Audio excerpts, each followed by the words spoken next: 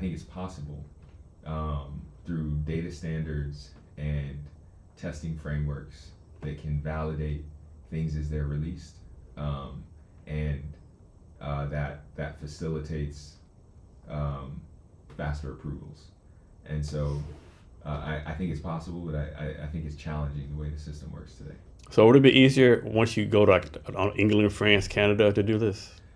Maybe I'm less familiar with those regulatory bodies than I am the FDA, so it's hard for me to speak to that. But certainly there are parts of the world where the regulatory hurdle is less than it is in the U.S., and that can speed up time to market. So what's your personal goal for yourself? What do you see yourself like? You would be like, I don't know, like running $100 billion company? Do you just want to like make a little bit of money? Do you like want to like become a, I don't know, president of the University of Washington Medical School? Like, yeah, I have a lot of things that I want to do in the future. Right now, I'm really just focused on Doppel. I want to build a great generational company that helps a lot of people access care and fundamentally redesigns the way care is delivered. That promotes access not just for ultrasound, but for all types of diagnostic exams and interventional procedures. and how many people are on your team right now? Oh, we got 7. 7. Yep. You plan on growing anytime soon? 7 is like the magic number right now. Oh no, we're gonna grow. We're gonna grow very soon. You'll be hearing an update from us in the next month or 2. Okay. And like when you bring people on the team, are you looking for certain characteristics, certain values, certain skill sets? Yeah. Going back to something I said earlier, are you aligned with our mission and vision? Like why are you passionate about helping people? What's your growth mindset? I care less about knowledge you have today and more about ability to acquire the knowledge you need to get the job done. And then specifically like what we're going to be looking for really soon is full stack, back end, computer vision, and roles in that space. So more to come there soon. Can you don't have it with you, but can you like kind of talk through what your demo is going to be about on July 30th? Yeah, super excited about that. We're gonna bring the whole setup, so the expert site equipment and the remote site equipment, and then we're just gonna be doing telerobotic ultrasound exams throughout the day. So I'll have a remote person holding a controller, and as they move that controller, the robotic arm holding the ultrasound probe will mimic their movements, enabling them to telerobotically scan a patient on the table. And we'll have a phantom there, but then if you're lucky and you get there and talk to us, we'll likely be scanning a person as well. Oh wow, that's gonna be so exciting. So you I think you said you won it's a show called the Pitch Show or the Show Pitch. Yeah, the pitch. You won that, right? There weren't necessarily winners or losers, but we got funding. Okay, so you won. So. And then you recently won a thing called the Shit Pitch. Yeah. Can you talk about the process of like having a pitch so good that actually like gets you funding and winning? 'Cause a lot of people to go pitch like not the best pitch, right? Or they pitch just to put themselves out there, right? But it's like you have the mindset like I'm gonna go pitch, I'm gonna get some of that out of this, right? Can you talk about that mindset? Yeah, I'm competitive. When I want to win something, I do, or I learn from it and I win the next time. And so, with the pitch, it was really about understanding the process, connecting with the people there, and understanding what they needed to hear to get comfortable with an investment. And so that's the mindset I went into it with, and seemed to work pretty well. So I'm gonna guess like if the competition was on Tuesday, you didn't like do a run through on Monday, right? Can you talk about the process, like how long you prepared, like how many practices you did? Yeah, just months in advance. So one of my friends, shout out to Jason, he had previously received an investment through the pitch, and so he introduced me. He coached me up, helped me understand how the game worked, and then I crafted a pitch, practiced it,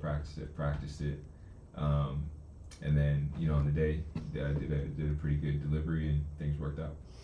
And you also belong to an organization, I think it's called Venture Black. Yeah. Can you talk about that? Because Evan was on the podcast a little while ago. Yeah.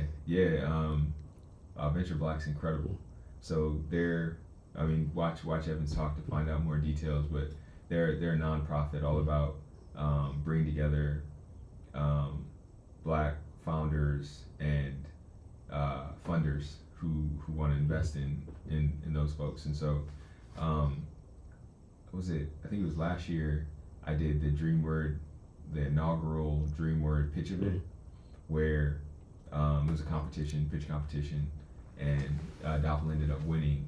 And so that was the first time Venture Black, they were called something else at the time, but first time Venture Black invested in a company. And so for me, that it was important. It opened my eyes to the fact that there are other folks who see this problem and want to help underrepresented founders get access to capital. And so shout out to Venture Black for that. So how did you decide how to spend time with pitching versus building your company? Versus everything else? Yeah.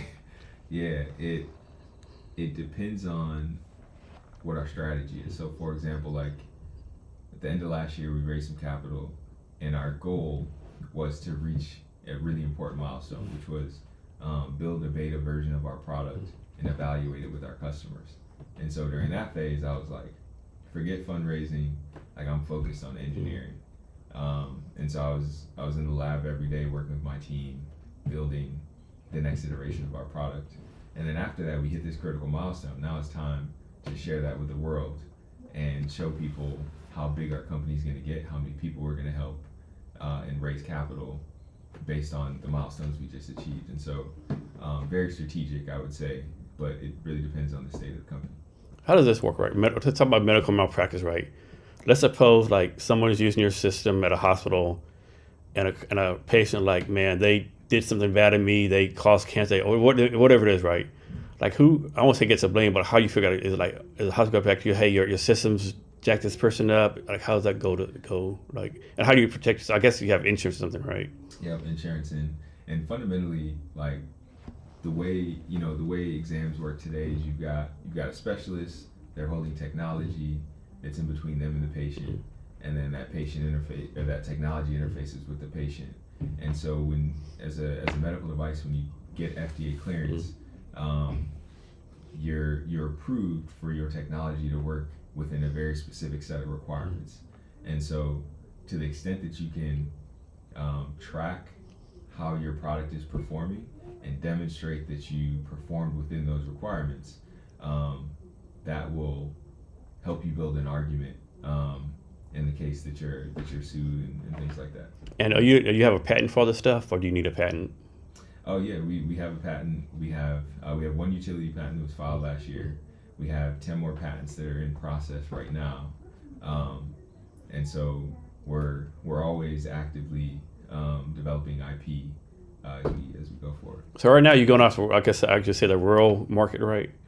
Is there any market out there you're not expecting that might come to you? A time I found do go after market and then something will come out of the blue, right? Oh shit, I never thought about this over here, right? Yep. Any thoughts on that? The market might just come out of nowhere that you're not expecting. That might even be medical related. Yeah, just stay open. Mm-hmm. We keep we try to maintain an understanding of all the market dynamics. So what are all the companies? What are all the regulations? What are all the how are people thinking about these different technologies, et cetera, et cetera. So just stay tapped in on the market. Always be talking to our potential customers, but then also stay focused. We have a vision for where we want this to go, and for very strategic reasons, rural is the best place. But if we can be convinced otherwise, there's a better place to start, or something like that ultimately leads to our vision. We got to stay open to that. Yeah. So what's your take on this, right? What day to day, I'll make this up. Suppose you have 100 things on your list, right? Yeah. How do you make sure you focus on items 1 and 2 versus 96? Yeah. Like that. What's it called? The shiny something syndrome.